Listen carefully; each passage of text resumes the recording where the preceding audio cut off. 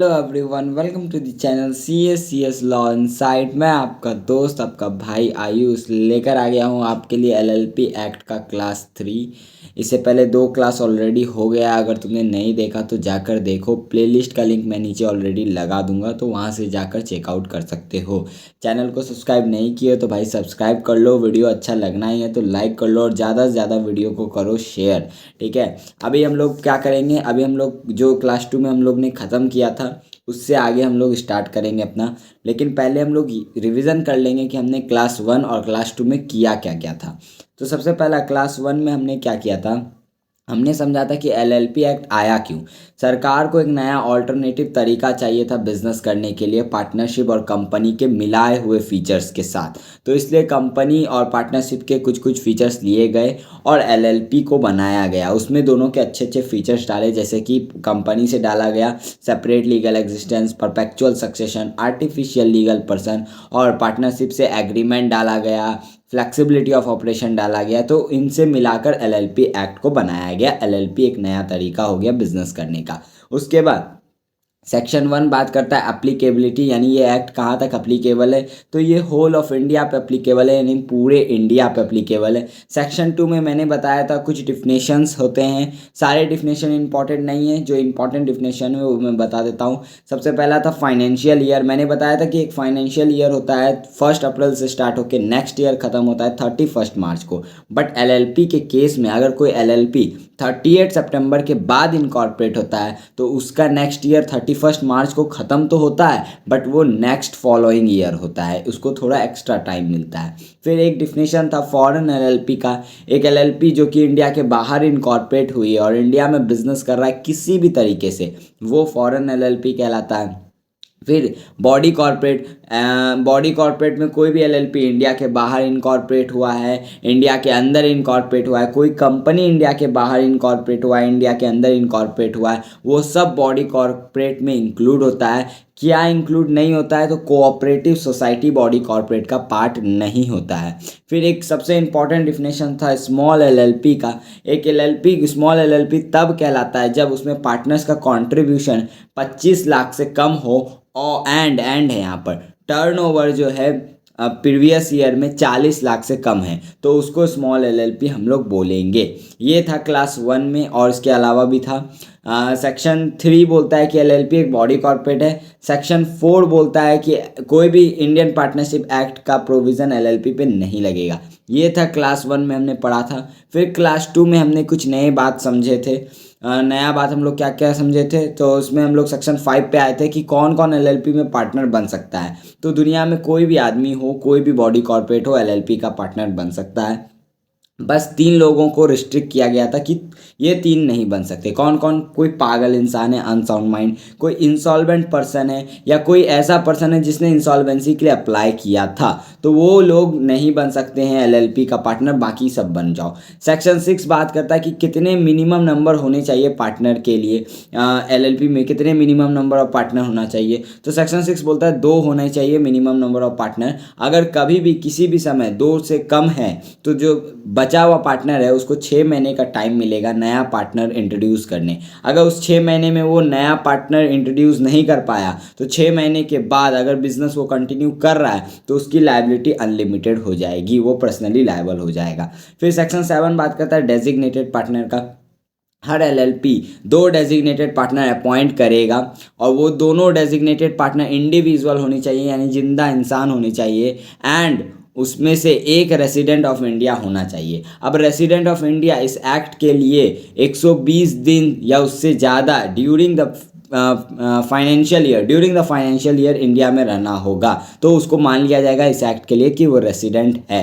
And एक और इसमें केस आता है कि अगर मान लो कोई एलएलपी बॉडी कॉर्पोरेट मिलके द्वारा फॉर्म हुआ है, 2 बॉडी कॉर्पोरेट मिलकर एक एलएलपी फॉर्म कर रहे हैं, उस सिचुएशन में बॉडी कॉर्पोरेट या तो 2 नए इंडिविजुअल पार्टनर अपॉइंट करेंगे एंड उनको ही डेजिग्नेटेड पार्टनर बना देंगे।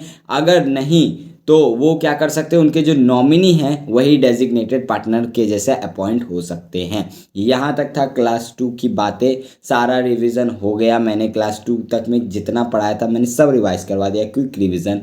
एंड नोट्स में लिखा रहा हूँ तो आई थिंक तुमने सारा नोट्स लिख लिया। अब हम लोग आगे की कहानी को स्टार्ट करते हैं। ठीक है, ये नोट्स लिखते जाना मेरे साथ, या बाद में भी लिख सकते हो, अभी समझ लो। ठीक है, ये हूँ मैं ए के जी, और ये है मेरा दोस्त मिस्टर एक्स। ठीक है, मैं और मिस्टर एक्स, हमारी कहानी जो क्लास 1 में मैंने बनाई थी कि हम दोनों को करना था बिजनेस, एंड हम लोगों को एलएलपी बहुत पसंद आ गया। इतने इतने फीचर्स गवर्नमेंट ने एलएलपी के बताए, तो हम लोग भाई खुशी से पागल हो गए। उसके बाद मिस्टर एक्स ने पूछा, अरे भाई एलएलपी तो बेस्ट है हमारे लिए बिजनेस करने के लिए, तो ये बताओ अब एलएलपी स्टार्ट कैसे करें। चलो अब हमें एलएलपी से ही बिजनेस करना है, एलएलपी को फॉर्म करके ही, तो एलएलपी फॉर्म कैसे करें। तो भाई मैंने बोला, रुक भाई मैं पूछ के आता हूँ। तो मैं गया गवर्नमेंट के पास और गवर्नमेंट से पूछा कि आपने हमें एलएलपी बना के दिया, अब ये बताइए कि एलएलपी इनकॉर्पोरेट कैसे करें, एलएलपी बनाए कैसे। क्या ऐसे हम लोग बोल दें हाँ ये दुकान आज से मेरी एलएलपी है और हम लोग बिजनेस स्टार्ट कर दें। क्या हम लोग ऐसे बिजनेस स्टार्ट कर दें एलएलपी का नाम लेके। तो सरकार ने बोला नहीं भाई, एक सिस्टमेटिक वे होता है सबका। उसी तरह एक एलएलपी अगर इनकॉर्पोरेट करना है तो उसका भी एक सिस्टमेटिक वे है। तो मैंने पूछा बताओ क्या सिस्टमेटिक वे। तो सरकार ने बोला कि देख, एक डॉक्यूमेंट तुमको और मिस्टर एक्स को, यानी दो पार्टनर को कम से कम साइन करना होगा। ठीक है, एक डॉक्यूमेंट पे दोनों को साइन करना होगा। इस डॉक्यूमेंट के साथ कुछ और भी अटैचमेंट्स डालने होंगे जो मैं अभी बताऊंगा। वो अटैचमेंट्स सब डालकर उन्हें रजिस्ट्रार के पास सबमिट कर देना है। जो भी फी वगैरह लगेगा, तुम्हारा एलएलपी इनकॉर्पोरेट हो जाएगा। मैंने बोला ठीक है भाई, ये तो मैं समझ गया। अब ये बताओ इनकॉर्पोरेशन डॉक्यूमेंट, अब सरकार ने बोला ये जो डॉक्यूमेंट है ना, इसको हम लोग इनकॉर्पोरेशन डॉक्यूमेंट बोलेंगे। ठीक है, मैंने बोला अच्छा ठीक है, इनकॉर्पोरेशन डॉक्यूमेंट बोलेंगे। अब ये बताइए कि इनकॉर्पोरेशन डॉक्यूमेंट में ये जो अटैचमेंट्स आपने डाला, ये क्या क्या डाला।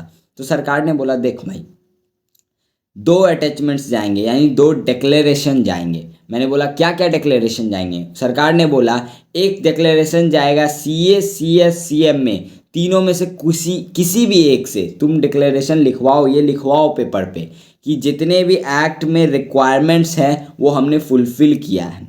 और एक डिक्लेरेशन जाएगा या तो तुम दोगे या मिस्टर एक्स देगा, यानी जो इनकॉर्पोरेशन डॉक्यूमेंट साइन किया है, दो लोग ने साइन किया है, तो दो में से कोई भी एक सब्सक्राइबर जो है इनकॉर्पोरेशन डॉक्यूमेंट का, वो लिख कर देगा कि हाँ भाई इस एक्ट के सारे रिक्वायरमेंट फुलफिल हुए हैं, तो हम लोग तुम्हारा इन एलएलपी को एज अ वैलिड मानेंगे और रजिस्ट्रार उसको फिर चेक करेगा। मैंने बोला चल भाई ये सब ठीक है। तो उसके बाद मेरे को एलएलपी मेरा बन जाएगा। तो सरकार ने बोला नहीं भाई, रजिस्ट्रार उसको चेक करेगा, चेक करके उसको लगा हाँ बिल्कुल सब कुछ सही है, तो वो तुम्हारा एलएलपी को रजिस्टर कर देगा और तुमको एक सर्टिफिकेट दे देगा। जैसे ही तुमको सर्टिफिकेट मिलेगा तुम्हारा एलएलपी बन जाएगा, अब तुम लोग बिजनेस करो। यही बात बोलता है सेक्शन 11 एंड 12। अभी मैं लिखवाऊंगा, ये मैंने बता दिया कहानी से कि 11 12 बात क्या करता है। अब लिखो सेक्शन 11 सबसे पहले। सेक्शन 11, ठीक है, टू और more person associate for carrying business for profit shall sign the incorporation document। ठीक है, यानी कि दो और दो से ज़्यादा लोग, ये बात किस में, सेक्शन 6 याद करो कि कम से कम दो पार्टनर होने चाहिए। वही बात बोल रहा है कि दो या दो से ज़्यादा लोग एक साथ आए बिजनेस करने के लिए, प्रॉफिट कमाने के लिए, और एक नया, और वो लोग एलएलपी खोल सकते हैं इनकॉर्पोरेशन डॉक्यूमेंट साइन करके। ठीक है, incorporation document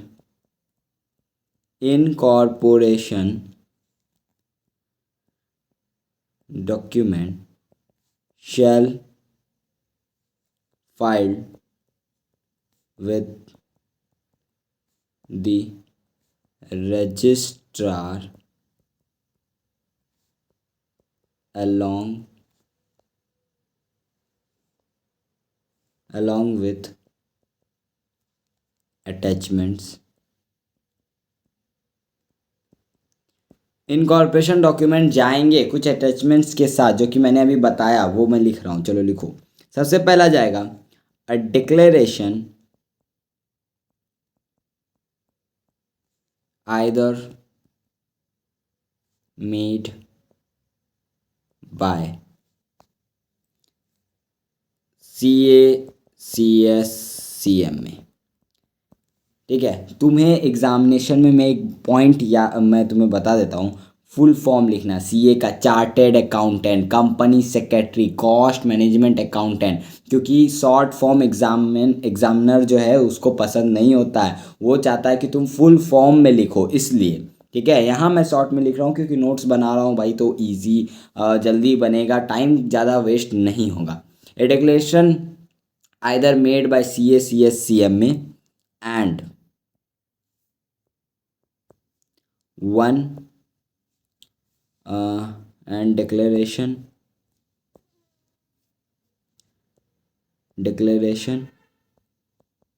from one of the subscriber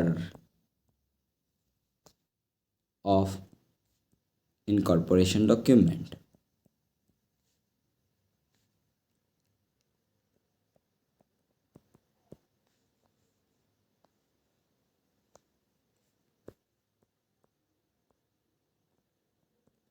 ठीक है, यहाँ तक समझ में आया कि देखो इनकॉर्पोरेशन डॉक्यूमेंट के साथ ये दो चीज़ जाएगा, एक डिक्लेरेशन जाएगा CACSCMA के साथ, इसमें एक चीज़ और इंक्लूड कर लो, who engage in the formation of LLP and, यानी देखो तुम्हें एक LLP इनकॉर्पोरेट करना है तो तुम्हें CACSCMA हायर करना ही होगा उनसे पूछने के लिए। तो जो इंगेज हैं फॉर्मेशन में उनसे ही डिक्लेरेशन ले लेना, और एक सब्सक्राइबर कोई भी डिक्लेरेशन दे देगा। क्या देगा? Stating the fact, stating that all the requirements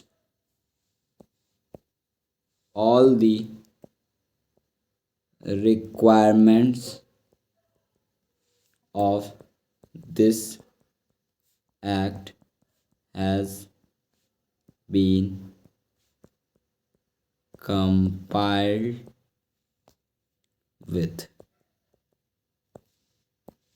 have been हो गया। यहाँ तक क्लियर आ गया? सेक्शन 11 क्या क्या बोला। अब एक क्वेश्चन आता है कि भाई contents of the incorporation document क्या होगा, यानी वो जो डॉक्यूमेंट बना जिस पे मैंने और मिस्टर एक्स साइन किया, वो डॉक्यूमेंट में क्या क्या लिखना है ये तो बताओ। हम समझ गए इनकॉर्पोरेशन डॉक्यूमेंट, एक पेपर ले लो, वो इनकॉर्पोरेशन डॉक्यूमेंट हो गया तुम्हारा, उसके साथ एक डिक्लेरेशन जाएगा CACSCMA जो कि इंगेज है फॉर्मेशन में, और एक डिक्लेरेशन जाएगा मेरे और या मिस्टर एक्स में से कोई भी एक दे देगा लिख के कि हम लोग ने इस एक्ट के सारे रिक्वायरमेंट फुलफिल किए। अब जो हम लोग इनकॉर्पोरेशन डॉक्यूमेंट जो पहला पेज हमने बनाया जिस पे हमने साइन किया, उसमें लिखना क्या क्या है ये तो बता दो। तो उसमें हमें लिखना है सबसे पहला name of the LLP, proposed business of LLP का नाम लिखना है, LLP कौन सा बिजनेस करने वाला है वो लिखना है, रजिस्टर्ड ऑफिस ऑफ LLP का रजिस्टर्ड ऑफिस क्या है वो लिखना है, name and address of partner, सारे पार्टनर का नेम एंड एड्रेस लिखना है, name and address of designated partner, DP मतलब डेजिग्नेटेड पार्टनर, जितने भी डेजिग्नेटेड पार्टनर हैं उनका नाम और एड्रेस लिखना है। बस ये सारा डॉक्यूमेंट इनकॉर्पोरेशन डॉक्यूमेंट में लिखना है और उसके बाद साइन करना है और उसके साथ 2 अटैचमेंट्स मिलाने हैं, डिक्लेरेशन 2 गो डिक्लेरेशन मिलाना है और बस रजिस्ट्रार को फाइल कर देना है। यहाँ तक बात क्लियर है। अगर सब कुछ सही रहा, रजिस्ट्रार चेक करेगा, सही लगा, सर्टिफिकेट इशू कर देगा, तुम्हारा एलएलपी बन गया। बट अगर कुछ गलत हुआ तो तुम पे पेनल्टी भी लगेगा। Where any above said document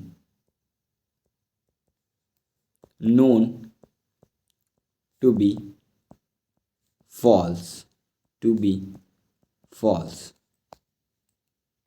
shall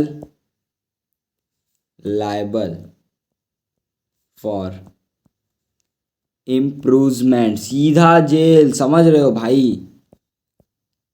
imprisonment, shall liable for imprisonment up to 2 years or penalty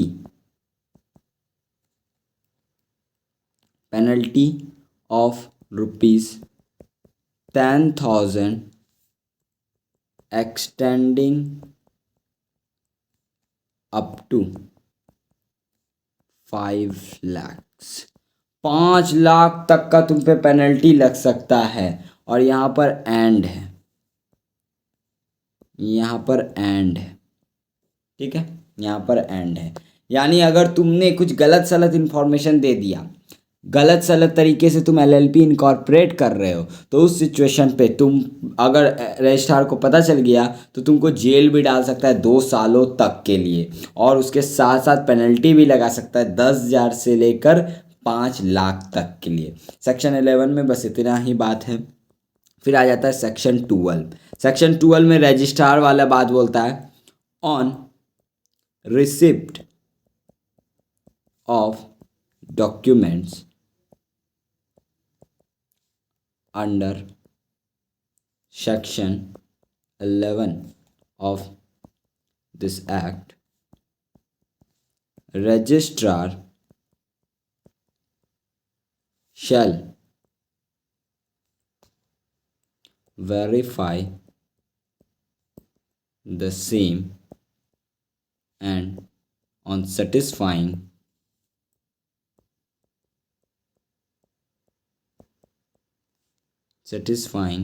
shall issue a shall register the document and issue a certificate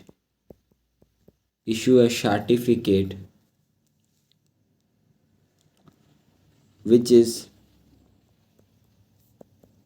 the conclusive evidence of formation of such LLP। लो भाई, section 12 simple बात बोलता है, registrar के पास सारे documents आए, registrar check करेगा, उसको सब कुछ सही लगा, वो रजिस्टर कर देगा, जो भी डॉक्यूमेंट्स आया उसको रजिस्टर कर देगा और उसको एक नया सर्टिफिकेट एलएलपी को इशू कर देगा। वो सर्टिफिकेट में रजिस्ट्रार साइन करेगा या फिर अपना जो थप्पा होगा वो मार के इशू कर देगा। जैसे इशू करेगा एलएलपी फॉर्म हो गया, ये कंक्लूसिव एविडेंस है, यानी कि ये एविडेंस हो गया कि एलएलपी अब एग्जिस्टेंस में आ चुका है। सेक्शन 11 एंड 12 बस इतना ही था। अब हमें करना है सेक्शन 13। देखो, तुम्हारा एड्रेस क्या है भाई, कोई तो एड्रेस होगा तुम्हारा, पैन कार्ड बनाते हो, आधार कार्ड बनाते हो या सीए ही कर रहे हो, तो जब तुम सीए फाउंडेशन पास हो जाओगे ना तो तुमको आईसीआई क्या करेगा, तुम्हारे एड्रेस पे तुम्हारा मार्कशीट भेजेगा। तुम्हारे एड्रेस पे तुम्हारा मार्कशीट आता है, ठीक है, तो वो भाई तुमने एड्रेस दिया है तब तो आईसीआई तुम्हारे एड्रेस पर भेज रहा है मार्कशीट।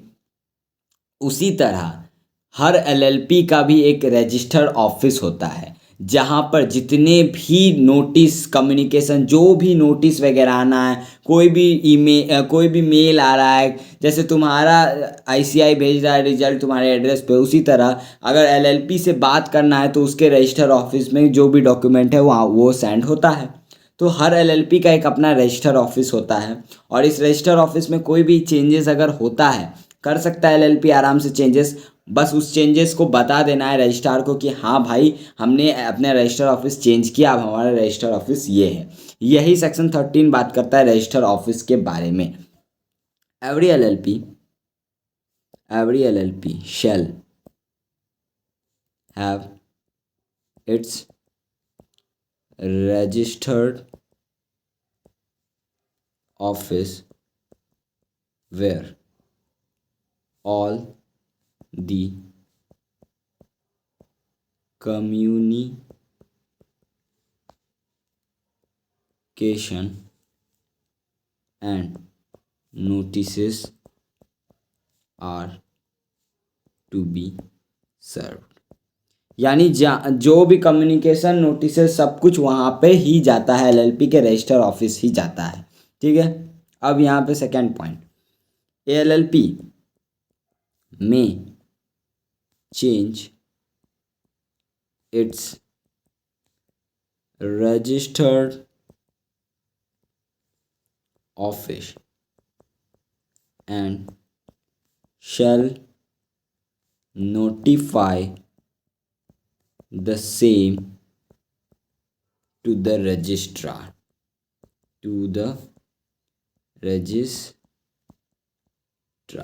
ये पहला पॉइंट है।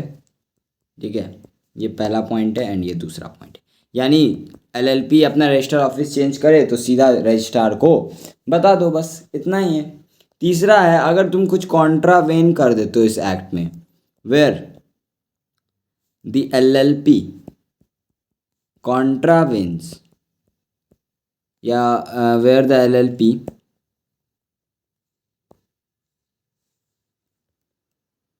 does not compile with the said provision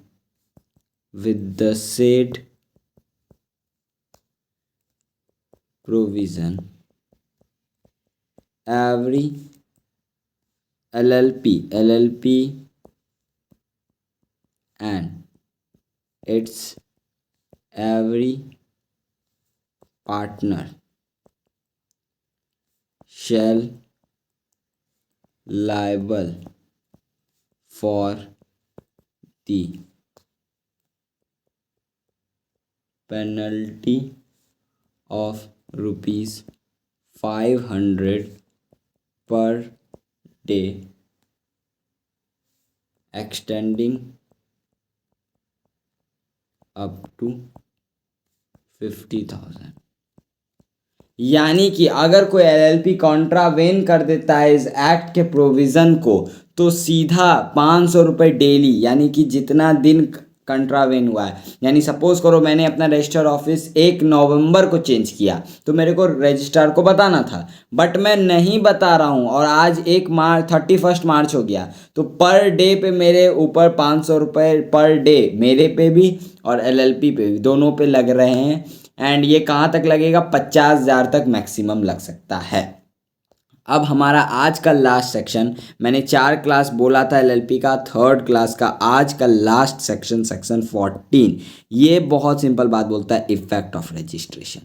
ठीक है, हमने रजिस्ट्रेशन करवाया, अब उसका क्या, रजिस्ट्रेशन करवाने के बाद क्या हुआ, वो एक रील नहीं आता है, world before this and after this, उसी तरह रजिस्ट्रेशन हमने करवाया, उसके बाद क्या हुआ, तो बस हमें वही बताना है।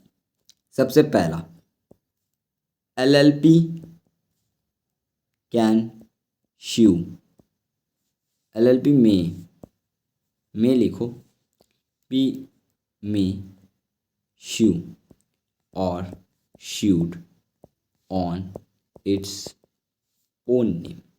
अब एलएलपी जैसे ही इनकॉर्पोरेट हो गया, मैंने सेक्शन 3 बताया कि एलएलपी एक बॉडी कॉर्पोरेट है। और क्या तुम चाहो तो जियो पे केस कर सकते हो ना, अगर तुमको नेट अच्छा नहीं मिले तो कर सकते हो कि नहीं, अगर तुम्हें कोई दिक्कत होगा तो तुम कर सकते हो। उसी तरह जब एलएलपी रजिस्टर हो गया, ये कंपनी का बेटा है, कंपनी का फीचर्स लिया है बॉडी कॉर्पोरेट, तो भाई ये भी तो अब सीयू कर सकता है या इस पे भी केस हो सकता है। सीयू और सीयू मतलब केस हो भी सकता है, केस किया भी जा सकता है। यानी एलएलपी चाहे तो अपने नाम पर से किसी पे भी केस कर दे, एलएलपी पर भी केस हो सकता है एलएलपी के नाम पे, ठीक है।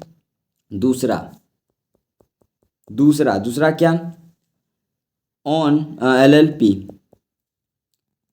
एक्वायर,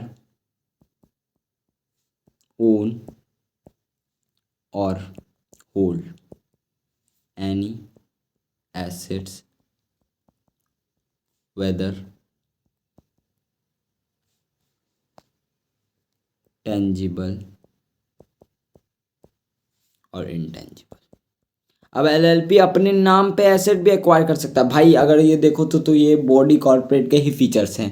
जैसे बॉडी कॉर्पोरेट खुद पे केस खा भी सकता है, अपने नाम से केस कर भी सकता है, और वो एक्वायर कर सकता है एसेट्स, इंकर कर सकता है लाइबिलिटी, सब कुछ अपने नाम पे। उसी तरह एलएलपी भी सेम यही सब कुछ कर सकता है। establish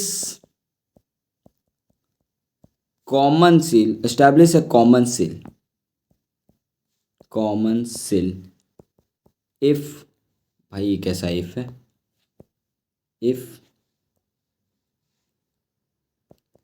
if decided। यानी कि एलएलपी चाहे तो कॉमन सील भी ऑप्ट कर सकता है, क्योंकि जैसे ही रजिस्ट्रेशन हुआ उसके पास कॉमन सील आ गया। एंड मैंने तुम्हें बताया था क्लास 1 में ही कि एक कॉमन सील क्या हुआ, एक थप्पा मारने से, जिससे डॉक्यूमेंट ऑथेंटिकेट हो जाता है। स्कूल वाला मैंने एग्जाम्पल लिया था, नहीं देखा है क्लास तो जाकर देखो भाई, डिटेल में समझाया। तो अब कॉमन सील एलएलपी चाहे तो ले भी सकता है, नहीं भी ले सकता है। अब कॉमन सील मैंडेटरी नहीं है, उसके बदले में 2 डीपी जो है मिलकर ये काम कर देंगे, कॉमन सील वाला काम कर देंगे, ठीक है। अगर चाहेगा तो एलएलपी कॉमन सील भी रख सकता है रजिस्ट्रेशन के बाद। लास्ट पॉइंट जो सबसे इम्पॉर्टेंट है इस सेक्शन में, doing and suffering under the provision of other acts as in case of body corporate। अब देखो, जैसे कि एलएलपी बन गया, सेक्शन 3 एलएलपी का बोलता है कि एलएलपी एक बॉडी कॉर्पोरेट है, और एलएलपी जब बॉडी कॉर्पोरेट बन गया तो भाई उसको डूइंग और सफरिंग भी करना होगा। इसका क्या मतलब हुआ, देखो एक एलएलपी खोला मैंने और मिस्टर एक्स ने, एकेजी एलएलपी। हमारे एलएलपी एक्ट में कहीं ये नहीं लिखा कि हमें कितना टैक्स देना है, ठीक है। स्लैब रेट तो हर साल आता है। इस बार का बजट में 12 लाख तक के लिए हमारा जो इनकम टैक्स है वो टैक्स फ्री हो गया 12 लाख तक। ऊपर से 75,000 रिबेट वगैरह भी मिल जाता है, तो यानी 12,75,000 तक हमें 12 लाख तक हमें इनकम पे टैक्स नहीं लगेगा।